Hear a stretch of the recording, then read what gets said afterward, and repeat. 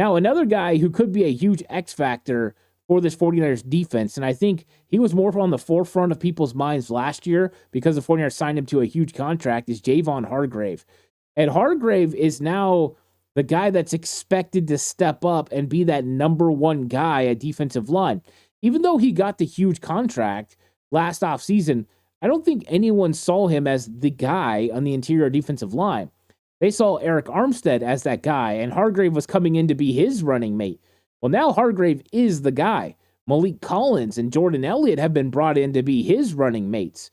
So now there's an onus on Javon Hargrave to go out there and make plays. And a lot of people will tell you his 7.5 sacks were disappointing. I think because of injuries to Eric Armstead, him only playing 12 games, and Hargrave dealing with different injuries, whether that was a finger or other things, he definitely didn't have the amount of success stat-wise as people were expecting, paying him what they were paying him.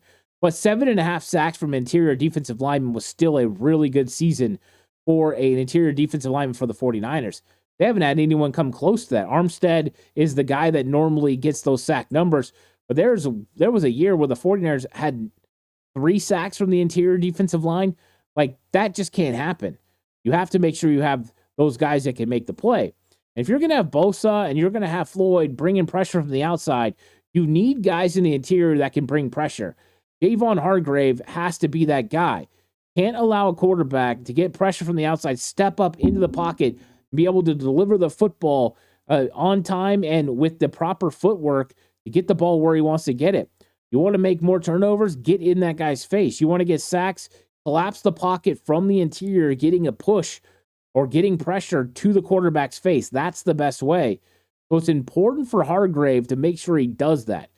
So the San Francisco 49ers know they need Hargrave to make plays. And if Hargrave, the better he plays, the more double teams he sees, could open it up for Leonard Floyd or for Malik Collins. And those guys get opportunities to step in and make plays. So Hargrave, even though he was brought in last year and could be deemed an X factor last year, I think he's extremely an X factor this year, because if he plays up to the level he played in 2022 and he gets 10 sacks, imagine that. You get double-digit sacks from Bosa, double-digit sacks from Floyd. That's what he's been doing.